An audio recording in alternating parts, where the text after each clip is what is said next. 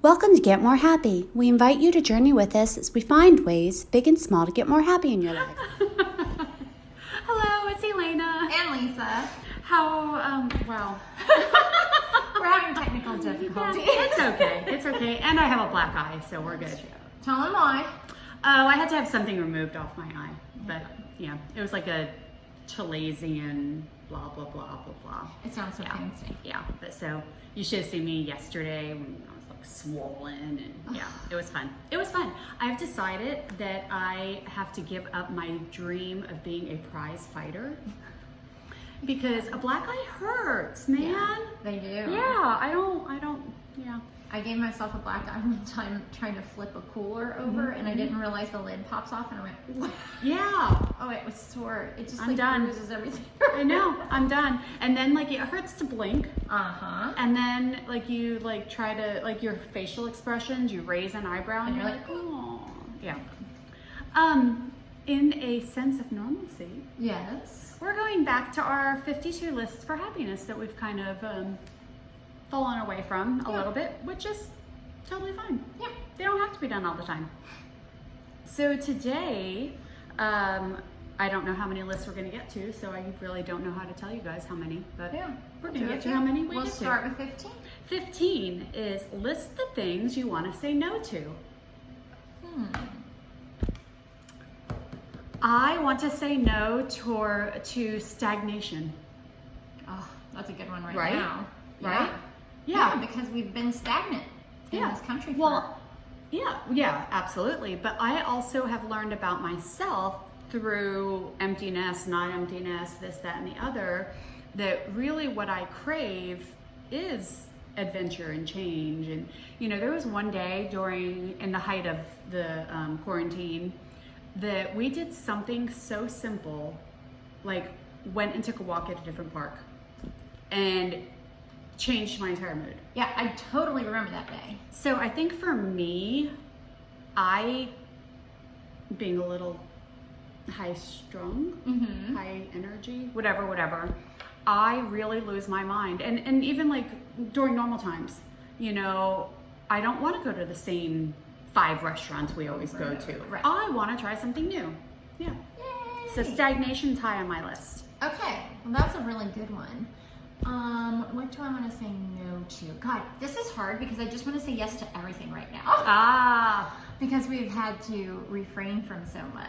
But isn't I honestly think this is extremely topical or timely, because really shouldn't we, when we re-enter life, Say yes, which is interesting because I thought after COVID that I was going to take some of the things I was doing, I thought I was going to take them out of my life and replace them with other things.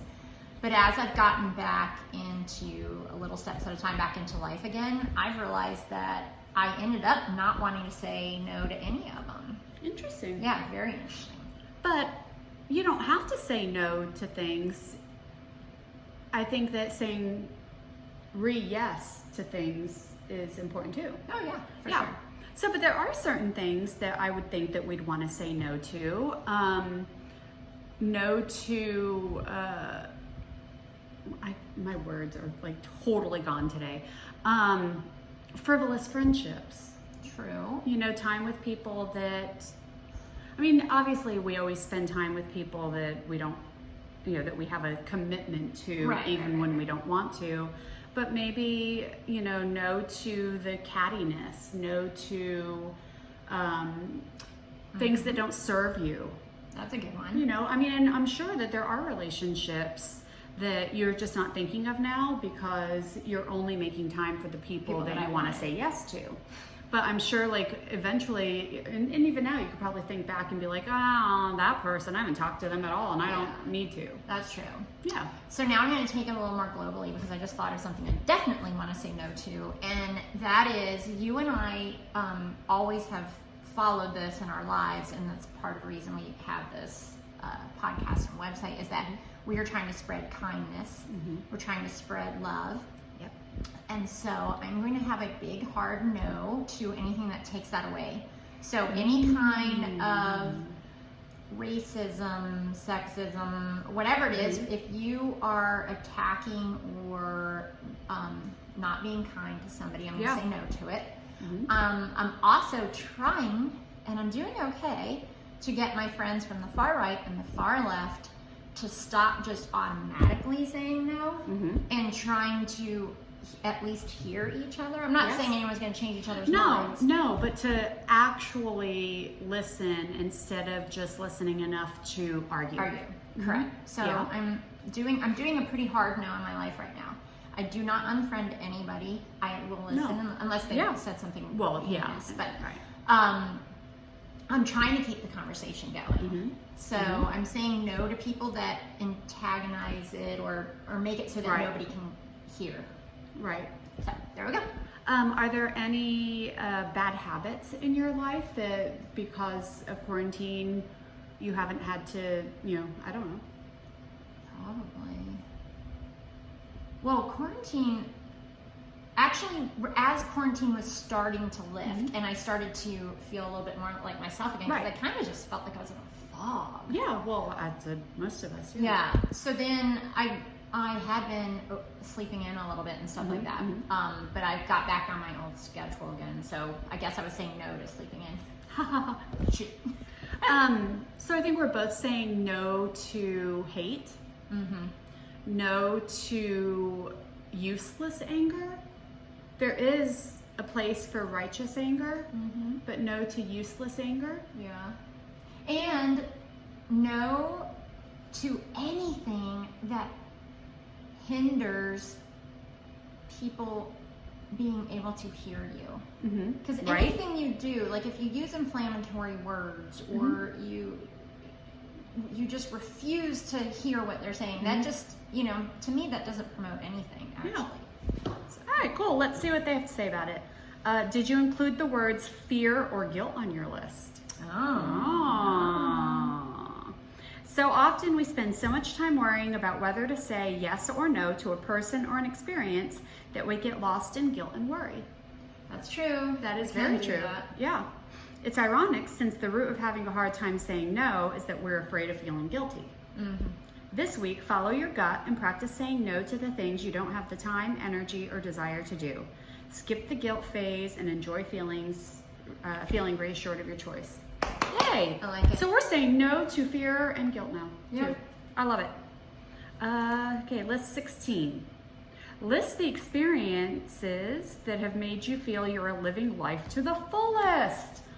Okay, I like this. Gosh, I do too. I have like a ton of them. Okay. Because, like 2 or 3 years ago was my year to say yes to everything. And then just went from there. But right now I haven't traveled, obviously.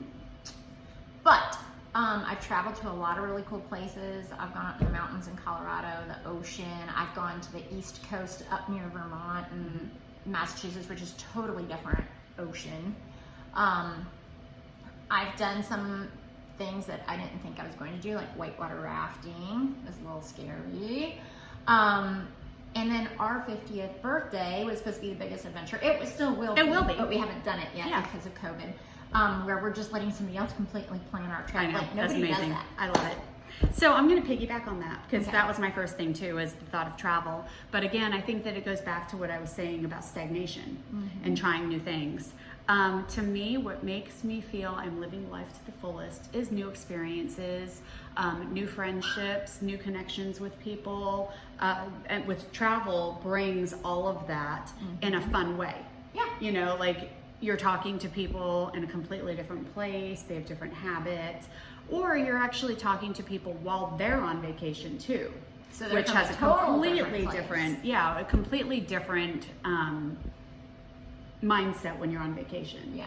So for me, I think connecting with people is what makes me feel at my fullest. And I think the reason travel and adventure is on there as well is because it challenges my thinking. Yeah, which is is a good one. Yeah, which is why meeting, connecting with people is there too, because it, So connecting with people, challenging my thinking, new things, new ideas, new things. Yeah. Yeah. So I'm gonna do. It's tied to what you were just saying. I also think that whenever you are working on new things, some of them have taken a whole lifetime to get to them. Yes. And to me, that's when I feel really full, because I'm listening. So lessons that I've learned and haven't been able to practice being better at it, and then finally you get the opportunity with someone, and it's kind of like a full circle. It kind of like, you know, like finally. Yeah. Maybe when you were young, somebody helped you out on things, and now you're at the other point. So that's pretty cool too. That is cool. Let's see what they say about taking action. Can you take the joy and excitement of these events and recreate them on a smaller scale? There's more to it, but can we? I guess. I mean, yeah, just going to the park. You went to a different Yeah, park. That's exactly. not traveling. So yeah, that's a smaller scale. Having deep conversations with people. Yeah.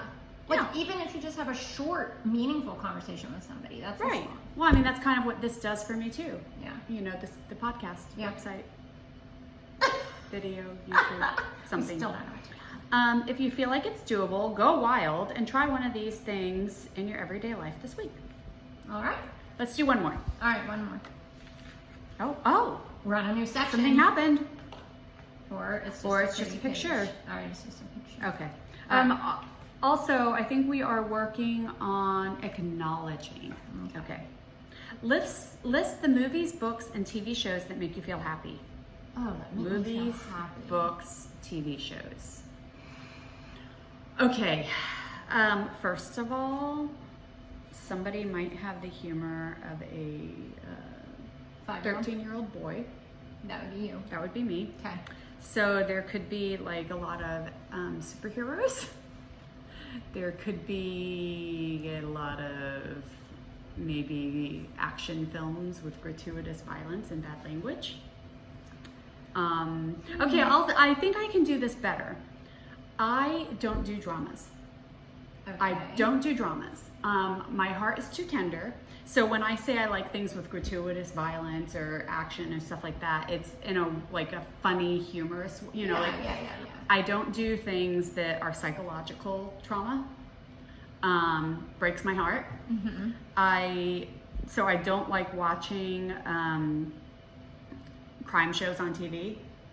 I don't like dramas on TV, like even like soapy dramas. No. Too heartbreaking for me. So I personally like comedies, and then I like things that are like action-y, science fiction, superhero, you know, like, and when I say gratuitous violence, I mean more like the lines of like, you know, Kill Bill, or, you know, like things that have, like, it's like so over the top that, not realistic. I don't like realism. Yeah, well, that makes sense because you Yeah. live in a real life. Yeah, I have too sensitive a heart.